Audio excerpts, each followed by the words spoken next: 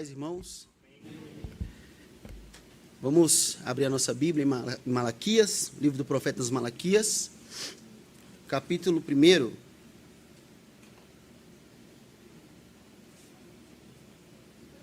Antes de lermos o texto, vamos fazer uma breve oração. Amém?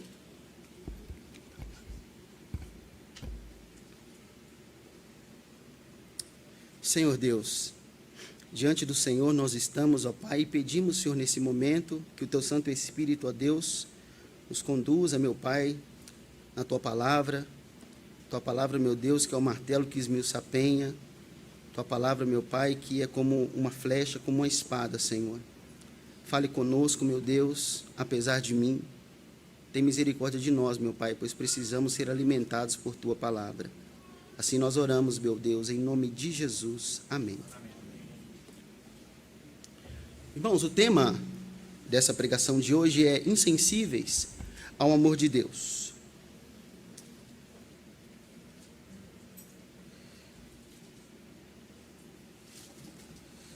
Malaquias, capítulo 1, verso 1. Sentença pronunciada pelo Senhor contra Israel por intermédio de Malaquias.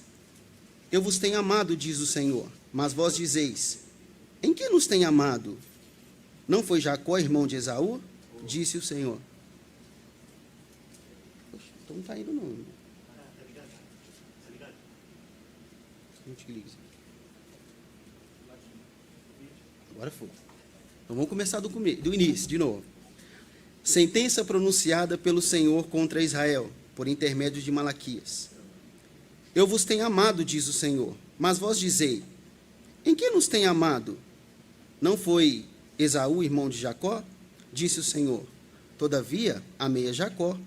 Porém, aborreci a Esaú, e fiz dos seus montes uma assolação, e dei a sua herança aos chacais do deserto.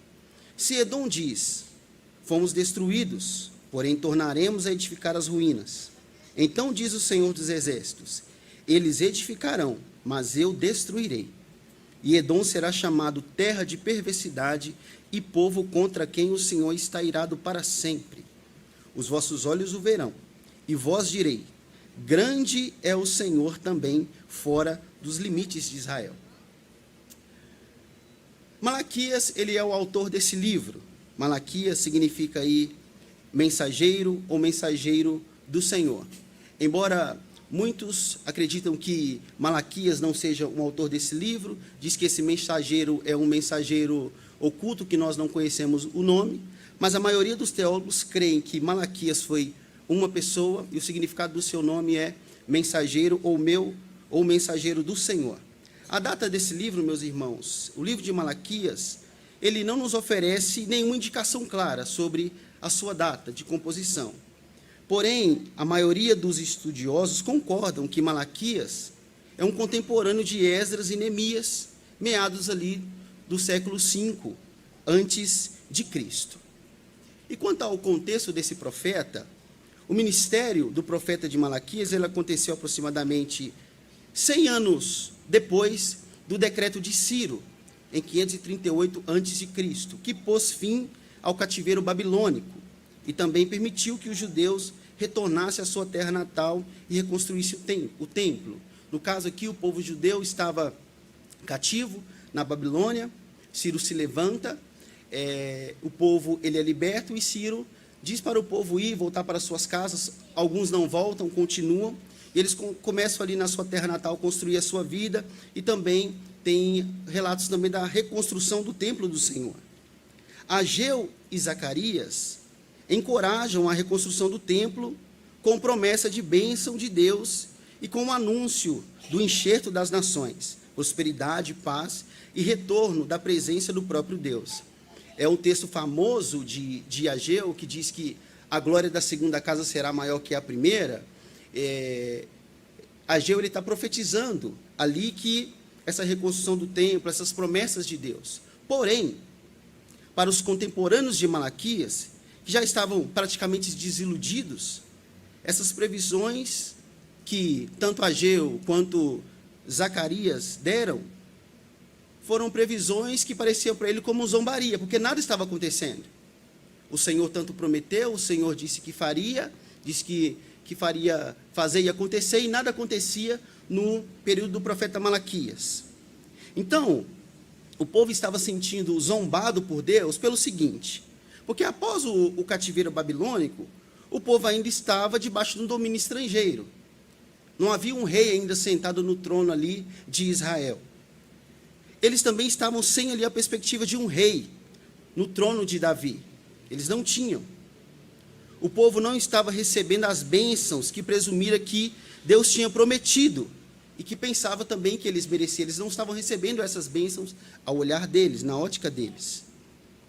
Como Deus não estava agindo segundo os judeus imaginavam, eles começaram a duvidar da sua palavra, da palavra de Deus, e também duvidando que Deus cumpriria também as suas promessas com ele. Então, eles desenvolveram várias concepções erradas sobre Deus e da natureza da verdadeira adoração. Quando nós olhamos a partir do versículo 6 desse livro até o 14, nós vemos uma distorção na adoração, no livro do profeta Malaquias. E também ele estava passando por seca prolongada, privação econômica, fracasso na colheita e também pestes. Esse era o contexto assim dessa carta. O povo estava nessa situação aqui. Agora, uma visão geral do livro. O livro do profeta Malaquias mostra para nós 6 disputas entre Deus e o povo. E aqui no verso 1 nós temos a introdução.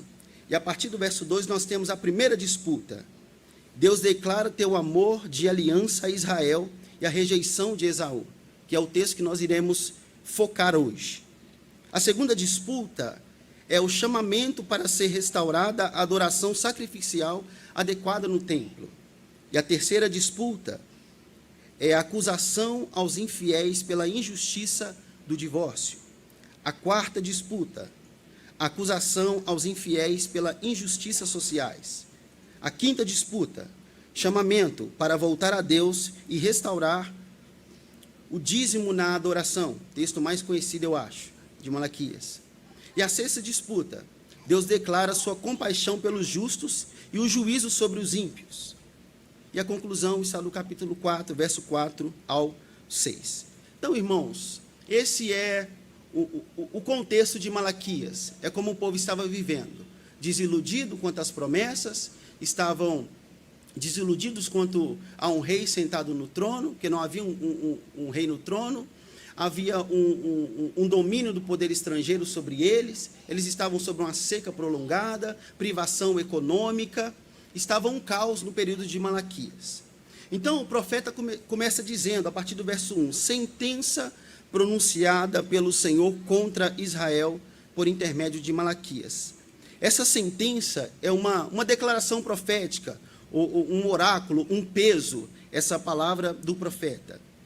E essa sentença pronunciada pelo Senhor contra Israel, por intermédio de Malaquias, é que, na era pós-exílica, se refere a toda a nação, quando diz aqui é Israel, não apenas as tribos do norte, do reino dividido. Nós sabemos que o reino foi dividido, o reino do norte, o reino do sul, Israel ficou com o reino do norte, Jerusalém com o reino do sul. Então, quando trata aqui de Israel, não está tratando apenas do reino do norte, mas de toda a nação. E no verso 2, diz, eu vos tenho amado, diz o Senhor. É interessante essas palavras aqui. O amor de Deus, meus irmãos, ele não foi revelado apenas no Novo Testamento. E esse versículo aqui de João, capítulo 3, verso 16, que é clássico, que Deus amou o mundo de tal maneira que deu o seu Filho unigênito, para que todo aquele que nele crê não pereça, mas tenha a vida eterna, é um versículo que fala do amor de Deus, e muitos frisam o amor de Deus baseado nesse versículo, não só nesse, porque esse é o mais conhecido, mas o amor de Deus não se revela apenas no Novo Testamento. Desde o Antigo Testamento, nós vemos o amor de Deus, especialmente com a chamada e a aliança feita com Abraão. Em Gênesis 12, verso 1 a 3, diz assim, ora, disse o Senhor a Abrão, sai da tua terra, da tua parentela e da casa de teu pai, e vai para a terra que te mostrarei. De ti farei uma grande nação e te abençoarei, e te engrandecerei o nome. Se tu uma bênção, abençoarei os que te abençoarem, e amaldiçoarei os que te amaldiçoarem. Em ti serão benditas todas as famílias da terra. Quando Deus chama Abraão para sair da sua terra, de Ur, que ia fazer dele uma grande nação, irmãos, isso daqui é o amor de Deus demonstrado na vida de Abraão.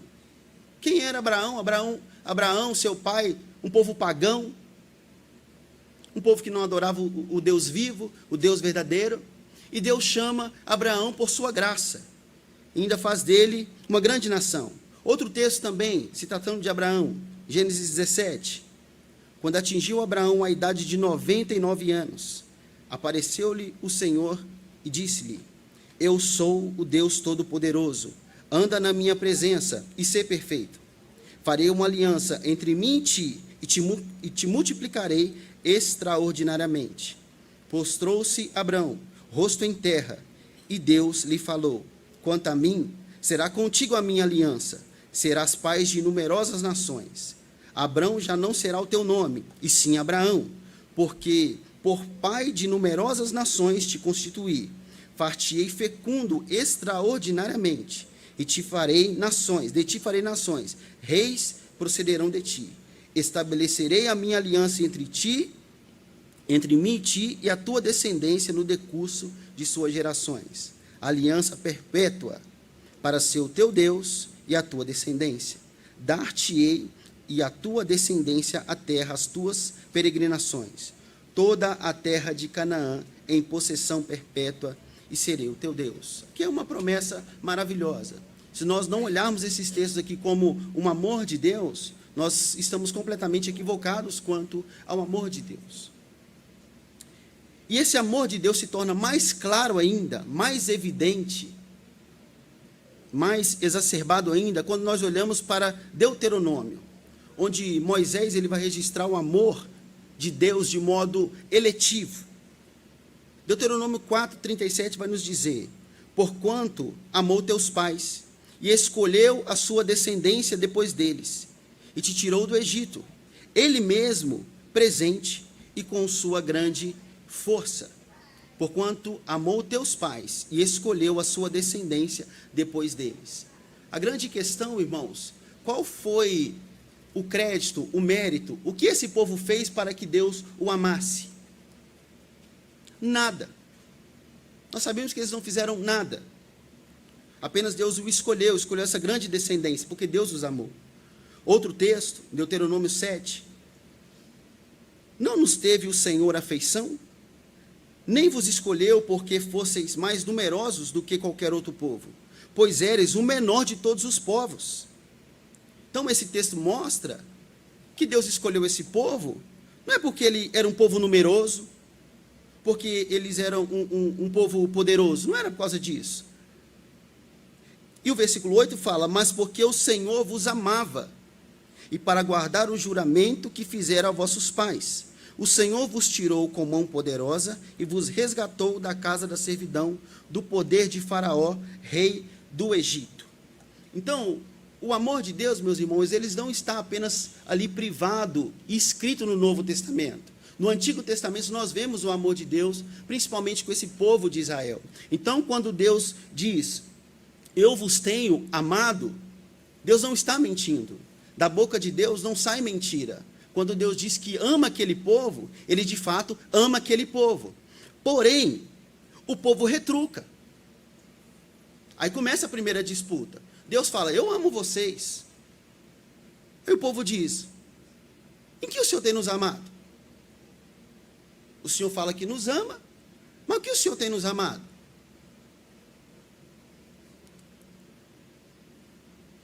O povo pode ter feito essa pergunta: como é que o Senhor tem nos amado, sendo que nós estamos ainda debaixo do domínio estrangeiro? Se o Senhor nos ama, por que o Senhor não colocou então um rei em Israel para governar nós? Parece que o Senhor nos ama, que o Senhor não nos ama dessa forma. Sobre o rei, o Messias prometido ainda não veio, não há nenhum rei sentado lá. E o Senhor vem dizer para nós que o Senhor nos ama? nós nessa situação? E as bênçãos que o Senhor disse que nos daria? E que nós merecemos essas bênçãos porque o Senhor disse que nos daria, que era uma promessa. Cadê o cumprimento dessas promessas? Cadê essas bênçãos que nós não estamos vendo? Olha só o povo sofrendo. Olha só a seca. Olha só a crise econômica que nós estamos vivendo. E o Senhor vai dizer que nos ama? Em que o Senhor tem nos amado desse jeito? O Senhor diz algumas palavras e não cumpre. E o Senhor vem dizer que nos ama? É o questionamento do povo. E pelo fato de duvidarem desse amor do Senhor, todo o culto, a adoração deles ali foram completamente corrompida. E aqui fala da seca prolongada, privação econômica, fracasso na colheita e peste. Então eles estão dizendo, Senhor, o Senhor diz que nos ama. Ok. Mas como o Senhor tem nos amado, se nós estamos passando por tudo isso daqui? Aqui mostra a insensibilidade do amor desse povo para com Deus. E o pior de tudo é que nós também somos insensíveis a esse amor de Deus. Quando nós olhamos para a nossa vida e falamos, Senhor, como é que o Senhor nos ama, sendo que a pessoa que eu tanto amo, admiro, está numa situação caótica há dias, meses e anos, e o Senhor não muda a situação? Como o Senhor me ama desse jeito, como o Senhor diz? Eu já estou clamando ao Senhor, não é um dia só, é 3 meses, 6 meses, 1 ano, e o Senhor nada faz, e o Senhor vem dizer para mim que me ama? Nós fazemos assim, irmãos. Senhor, olha só para o país que nós estamos vivendo. Num domingo nós vamos na feira, o abacate está R$10, num outro está 20, num outro está 30. A crise está feia. E o Senhor diz que nos ama. Por que o Senhor não muda a situação, Senhor? Por que o Senhor não tira quem está lá na chefia, governando tudo? Não falta poder para o Senhor para isso. É só não pensar, não estralar de dedo, o Senhor muda toda a situação. Agora o Senhor nos deixa assim? Nessa forma? Parece o nosso dinheiro cada dia mais desvalorizado, e o Senhor vai nos dizer que nos ama e não muda a situação? Nós estamos aqui, Senhor, sofrendo por causa dos nossos familiares, que estão passando por crises, lutos, dependências, doenças, divórcios, e nós clamamos o Senhor, e o Senhor nada faz. Aí o Senhor vem dizer para mim que o Senhor me ama. É um absurdo o Senhor dizer isso para mim. E nós não podemos cair nesse erro, irmão. Nós não podemos ser insensíveis a esse ponto. Porque o amor de Deus para conosco, ele não está ligado àquilo que ele nos dá ou não nos dá. O amor de Deus é o seguinte, é que antes de existir sequer um átomo, ele nos amou e nos escolheu. E com essa palavra, dele ter nos amado, nós podemos sair daqui, regozijando de alegria, deitar na nossa cama com o coração alegre, e dormir quieto, e saber que Deus nos ama. É assim que acontece conosco.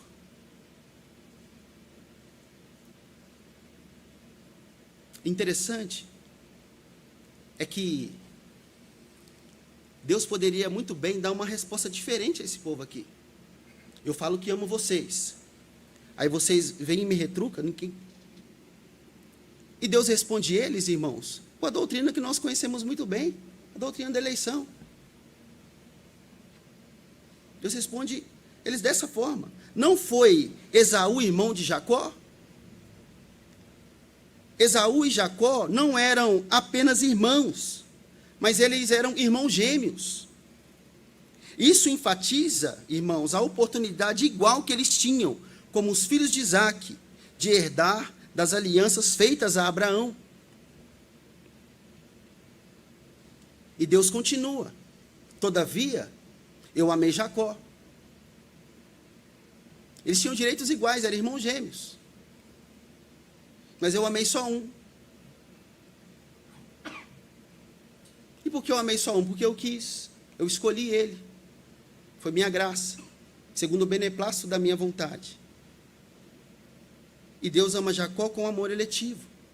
É assim que Deus responde a esse povo. Vocês estão questionando quanto às promessas? Questionando quanto ao trono? Contra as palavras que eu disse? Contra o rei? Contra a seca? Saiba que eu amo vocês, porque eu escolhi vocês. Eu estava olhando no mapa, irmãos.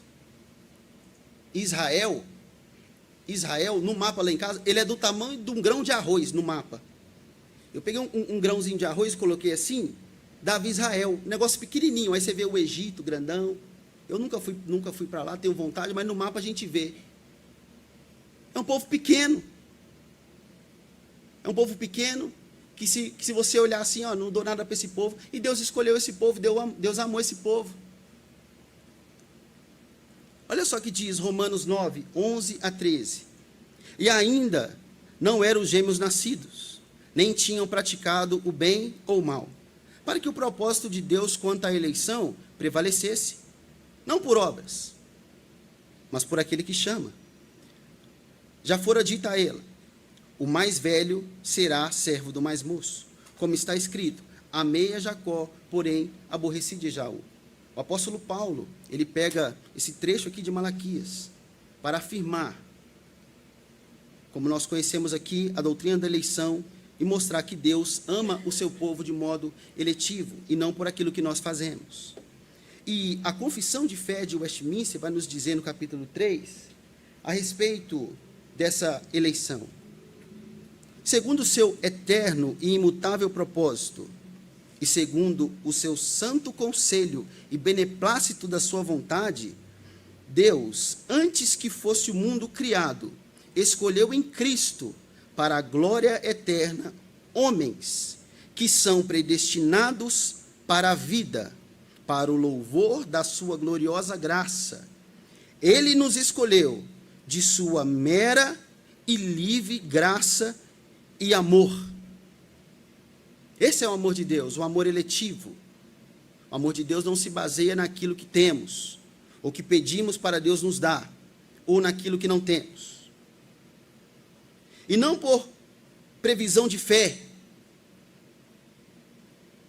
ou de boas obras, ou de perseverança nelas, ou de qualquer outra coisa na criatura que a isso o movesse, como condição ou causa.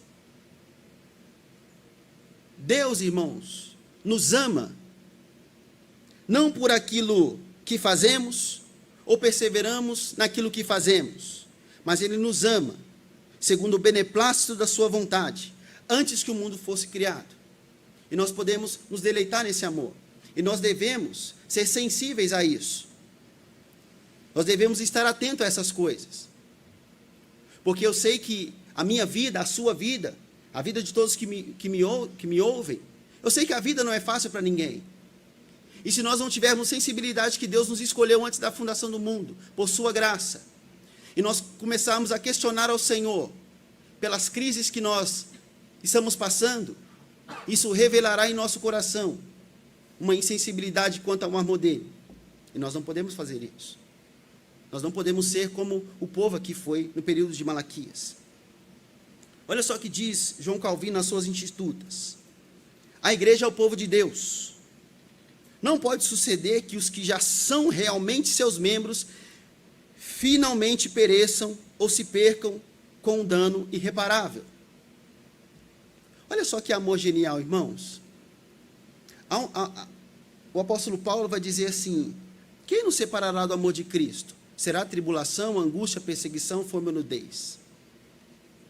Deus, irmãos, Ele nos escolhe e nada, irmãos, nos separa desse amor eletivo dEle. Absolutamente nada. O que nós passamos não é nada. Nada pode nos separar desse amor.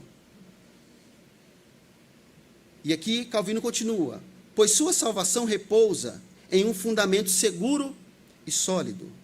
Assim, mesmo que toda a estrutura do mundo viesse a desabar, ela, a salvação, em si não poderia tremer e cair. Que coisa linda, irmãos. Que coisa linda. Grandes engenheiros constroem grandes construções, pegam os melhores, constroem um grande prédio. Esse aqui não cai, esse aqui vai ficar 200 anos. Abalou um pouquinho a terra, treme e desaba. E Calvino vai nos dizer que mesmo que o mundo se abale, a salvação não poderia tremer e nem cair. Primeiro, por quê?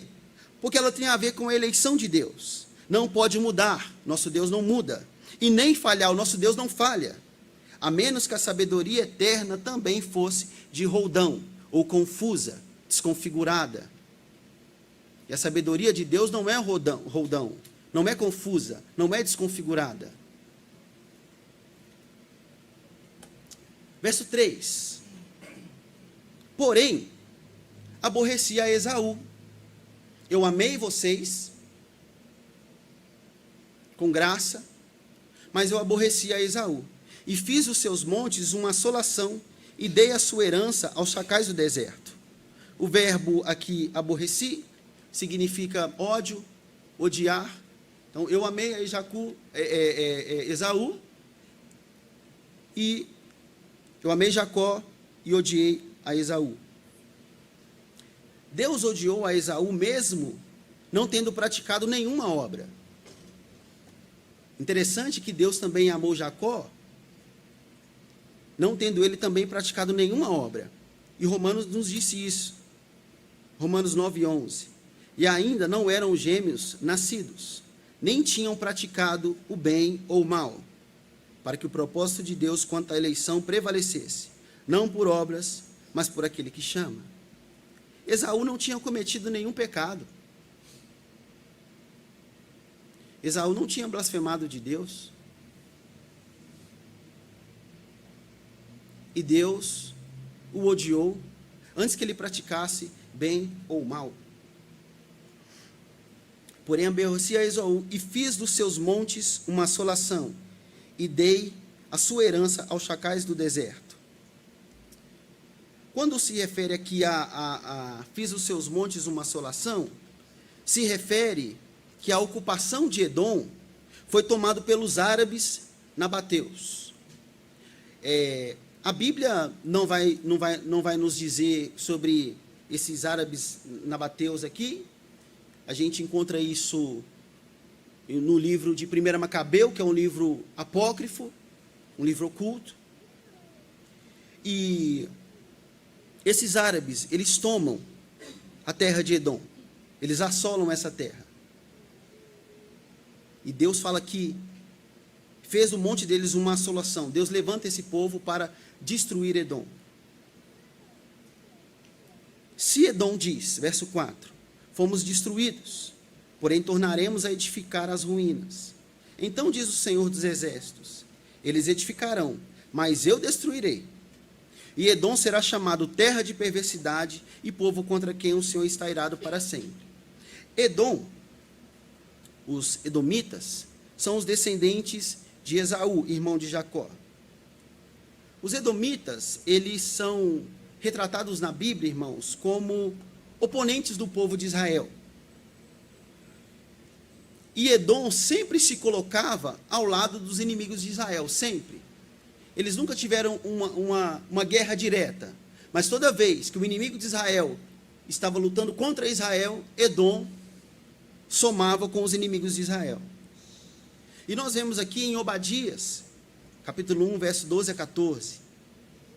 Mas tu não devias ter olhado com prazer para o dia do teu irmão, o dia da tua calamidade, e nem ter te alegrado sobre os filhos de Judá, no dia da sua ruína, nem ter falado de boca cheia no dia da tua angústia.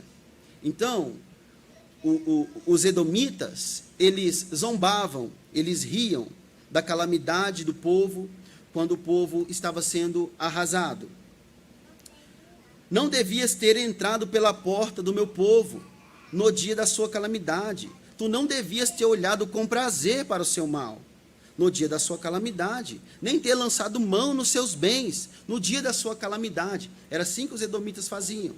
Não devias ter parado nas encruzilhadas para exterminares os que escapassem, nem ter entregado os que lhe restassem no dia da sua angústia. Então, o povo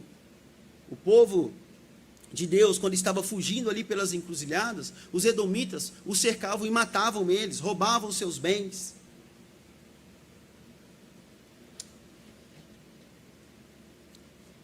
E o texto diz: fomos destruídos. Edom dizendo: nós fomos destruídos, porém, tornaremos a edificar as ruínas. Era um povo soberbo. Era um povo que desafiava o Deus poderoso, porque Deus disse que nunca mais aquele povo iria se edificar novamente. E eles falam: fomos destruídos. Sim, nós fomos destruídos. Nós reconhecemos, mas nós vamos retornar a edificar as ruínas. Olha só a soberba desse povo. A soberba do teu coração, diz Obadias, te enganou, ó tu que habita nas fendas das rochas, na tua alta morada, e diz no teu coração: quem me deitará por terra? Quem me derrubará? Quem me destruirá? Se te remontares como águia, e puseres o teu ninho entre as estrelas, de lá te derrubarei, diz o Senhor. Então, esse povo aqui não poderia fazer nada, que mesmo que eles fizessem o seu ninho entre as estrelas, de lá Deus derrubava eles. Era um povo soberbo. E eles diziam: nós fomos destruídos, nós vamos retornar e vamos edificar as ruínas. E Deus fala: se vocês fizerem a sua casa lá nas estrelas, nas nuvens, de lá eu derrubo vocês. Então diz o Senhor dos Exércitos: eles edificarão, mas eu destruirei. E Edom será chamado terra de perversidade, e povo contra quem o Senhor está irado para sempre. Agora nós veremos aqui, irmãos, a ruína e o fim de Edom, o fim dos edomitas. Por conta do seu ódio contra o povo de Israel, os profetas profetizaram sobre o julgamento de Deus contra Edom.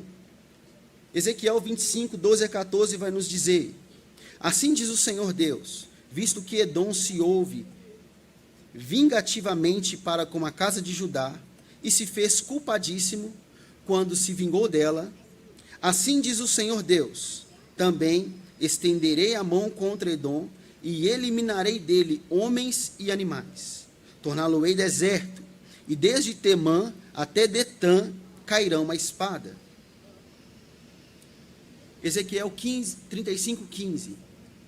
Como te alegrastes com a sorte da casa de Israel, porque foi desolada, assim também farei de ti, desolado será, ó monte Seir e todo o Edom, sim, todo, e saberão que eu sou o Senhor. Joel 3,19. O Egito se tornará uma desolação, e Edom se fará um deserto abandonado, por causa da violência que fizeram aos filhos de Judá, e cuja terra derramaram sangue inocente. Obadias 1,10. Por causa da violência feita ao teu irmão Jacó, cobrir-te-á a vergonha, e será exterminado para sempre.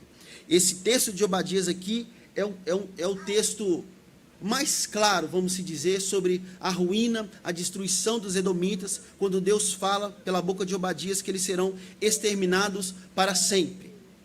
Por mais que eles se levantassem, eles seriam exterminados, eles seriam destruídos. E o território dos edomitas foram tomados aí pelos árabes, como eu disse no passado. Então, irmãos, aqui a gente vê um contraste entre o amor de Deus e o aborrecimento de Deus e o ódio de Deus. E nós sabendo desse contraste, nós não podemos ser insensíveis a tal ponto de questionar o amor de Deus para conosco. Porque Edom aqui perdeu sua terra, nunca mais vai ser construída. Agora, o fim dos ímpios é morte e inferno. o fim dos eleitos é um céu de glória. E por mais que a nossa vida seja difícil, nós somos eleitos do Senhor. E nós devemos nos deparar com esse contraste entre Jacó e Esaú, entre o povo de Deus e o não povo de Deus, entre os crentes e os descrentes. E não questionar o amor de Deus. Verso 5: os vossos olhos o verão, e vós direi: grande é o Senhor também fora dos limites de Israel. Nesse período, os judeus, irmãos, já haviam começado em parte a testemunhar esse espetáculo dos edomitas serem destruídos, pouco a pouco. Eles já estavam vendo aqui isso. Já estavam vendo um pouco. Mas o profeta aqui fala que isso ia continuar. Que Deus ia acabar de vez com eles. Que Deus ia acabar com eles de vez.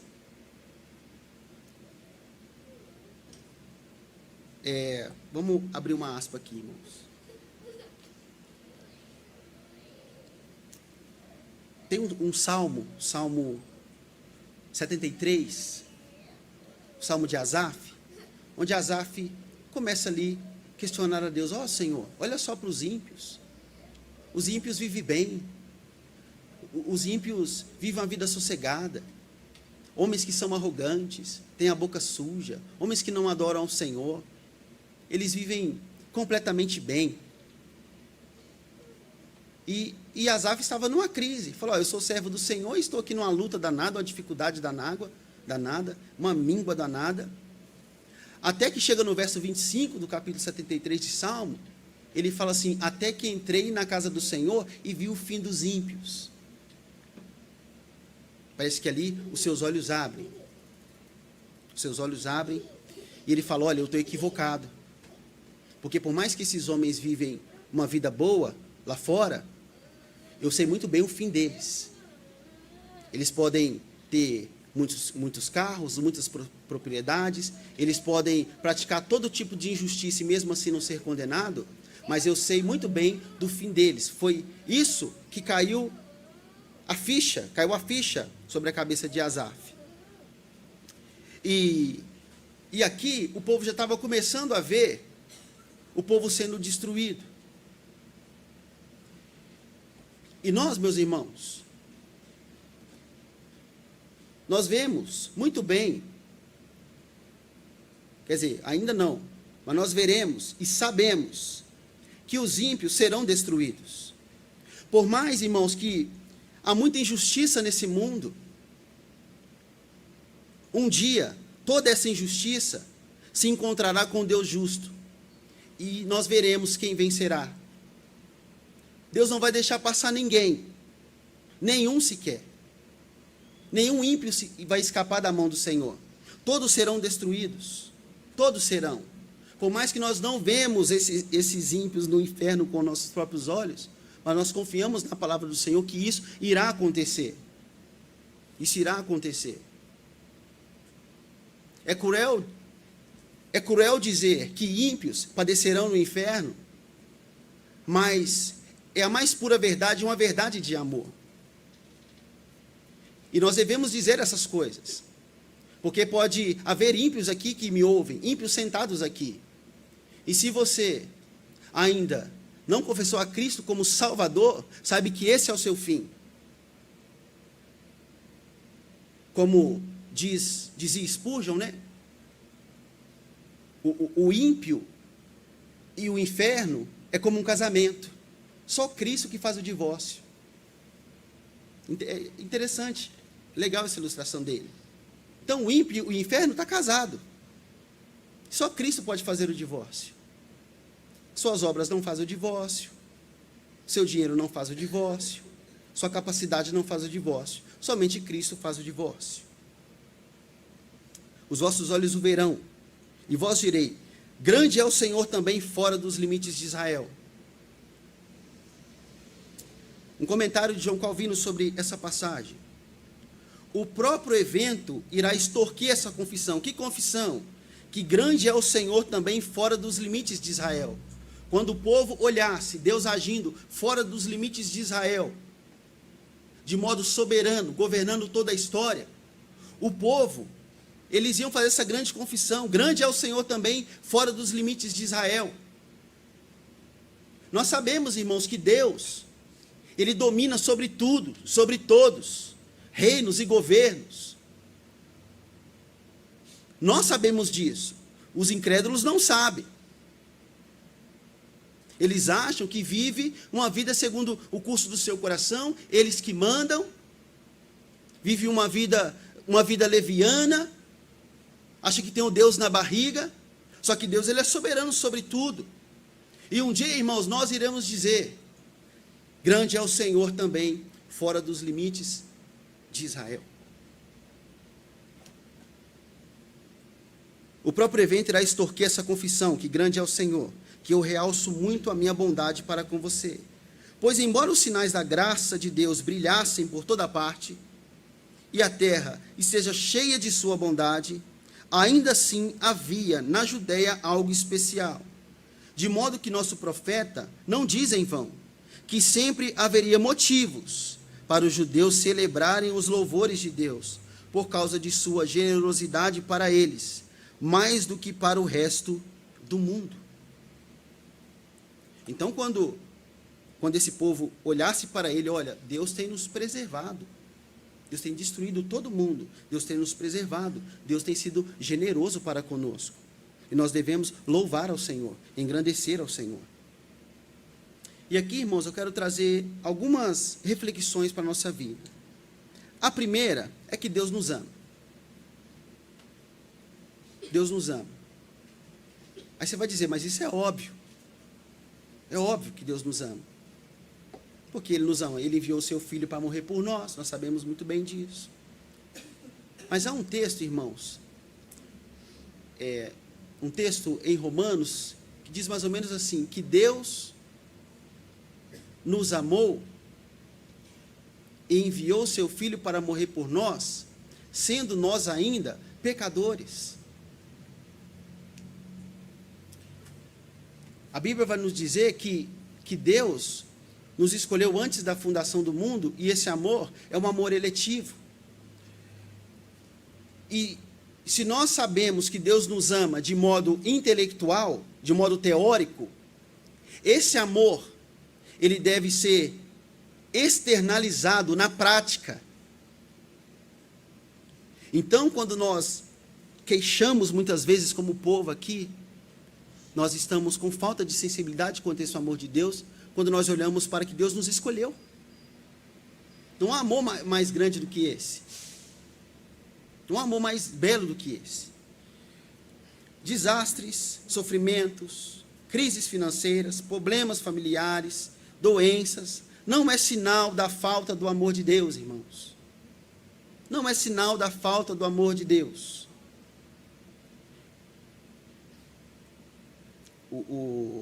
Os falsos profetas vão dizer que tudo isso aqui que acontece é a falta de fé em Deus, né? Sua vida está assim, assim, assado, por falta de fé. E nós sabemos que isso é bobagem. Bobagem tudo isso. Mas agora, nós olharmos para essas coisas e dizer que isso é falta do amor de Deus para conosco, é um grande equívoco. Quando nós depararmos aqui com o versículo 2, quando Deus disse: não foi Jacó irmão de Esaú? Sim, eu amei Jacó e odiei Esaú. Diante dessa afirmação, irmãos, não há nenhum problema desse aqui, desastre, sofrimento, que pode superar. Nada pode superar. Nós podemos nos confortar muito bem nisso daqui. A doutrina da eleição não é meramente uma afirmação bíblica. Nós sabemos que isso é bíblico. Nós sabemos que isso é bíblico. Os arminianos também sabem que é bíblico, mas distorcem. E nós sabemos que é teológico também. E nós assimilamos essas coisas de modo intelectual, essa doutrina. Nós devemos conhecer ela com o nosso intelecto. É bom para nós, e é bom também para nós comunicarmos às outras pessoas. Nós devemos saber disso. Poderia colocar aqui também, nós devemos saber dessa doutrina no campo da apologética, para defendermos a fé. da qual o Walter está na luta, engajado. Nós devemos batalhar pela fé. Então, essa doutrina também não é meramente uma afirmação apologética, por mais que seja importante nós sabermos dela e batalharmos por isso. Mas podemos, irmãos, nos confortar nessa doutrina, encontrar nela consolo nela. Nós não podemos cair no erro e sabermos apenas essa doutrina de modo intelectual e apologético, essa doutrina não fazer nenhum impacto na nossa vida prática. Nós, que vivemos no luto, nós podemos nos confortar nessa doutrina. Por mais que o luto seja algo vil e desgraçado, Deus nos amou e nos escolheu. E por mais que doa na alma, isso não é a falta do amor de Deus, Ele me ama. Por mais que a crise na família, que pessoas não falam com você, você fala assim, eu acho que o Senhor não me ama. Você pode olhar para a doutrina da eleição, que Deus te ama. Deus ama você. Ele escolheu você antes da fundação do mundo, Ele te ama. Então, irmãos, isso deve ser algo primordial nas nossas vidas. Nós devemos trazer essa doutrina para a nossa vida prática. E encontrar consolo nela, descanso nela. Olha só o que diz Efésios 1,4. Assim nos escolheu nele, antes da fundação do mundo, para sermos santos e irrepreensíveis perante ele, em amor.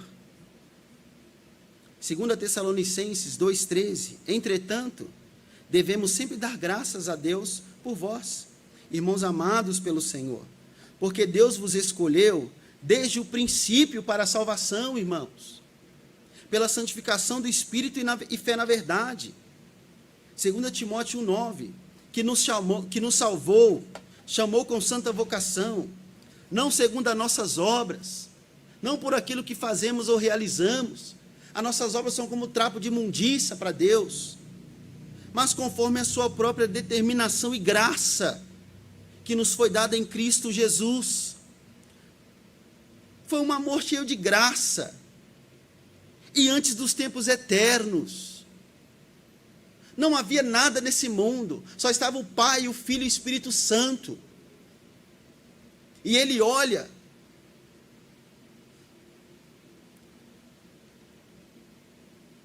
eu vou amar um povo. Esse povo é você. Imagine só que coisa linda, que coisa maravilhosa. Um exemplo aqui bem baixo, é baixo. Quando se trata para trazer exemplo de Deus é muito baixo, mas assim, uma mulher engravida. A mulher engravida, ela começa a sentir um enjoo, dor de cabeça, ela começa a suspeitar. Ela acha que estou grávida. Ela manda o marido correndo, vai na farmácia e compra um teste. Ele vai e compra um teste, ela vai e faz positivo. Ela fica espantada, compra outro, porque pode ser que esteja errado. O marido vai lá de novo, compra outro. Ela faz batata, de novo, positivo. A partir desse momento, essa mãe cria um amor imensurável por essa criança. Depois de um teste assim, é algo absurdo. É um amor absurdo. Eu me lembro até hoje, quando eu descobri que eu iria ser pai. As mamães aí podem dizer melhor. Fala, olha, daqui 9 meses, 10 meses, esse bebezinho vai vir, esse bebezinho já é muito amado. Não vejo a hora de ver a cara dele, pegar ele no meu colo. É algo bobo, irmão, mas agora imagina, Deus lá antes dos tempos eternos, já nos amando, antes dos nossos pais nascerem, nossos avós nascerem, bisavó, tataravó, e vai, antes de Adão existir, Deus nos amar. Não tem algo mais precioso do que isso, irmão. Não tem algo mais magnífico do que isso. Não tem um amor mais maravilhoso do que esse. Quando nós falamos, Deus amou você com amor eletivo, eu posso, irmãos, ilustrar aqui o melhor poema do mundo de amor, e dizer a minha esposa querida que está aqui, mas não se compara ao amor de Deus para conosco. E nós devemos confiar na soberania na justiça e no juízo de Deus.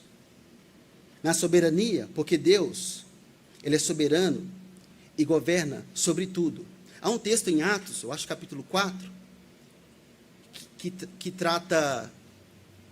que usa a expressão soberano para Deus, e essa palavra soberano, traduzida, é déspota. E a palavra déspota, hoje, ela não é bem-vinda. Mas o déspota, ele faz o que quer e não pede permissão para ninguém.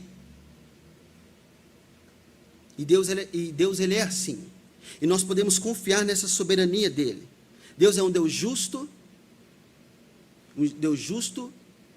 Os edomitas, por mais que se levantasse, Deus ia destruir eles. Deus é um Deus justo, vai destruir os ímpios, Ele vai destruir, a não ser que Cristo venha e faça o divórcio. E Deus, Ele aplica o seu juízo como aplicou em Edom, e há de aplicar o seu juízo também nos ímpios, a não ser que Cristo faça o divórcio.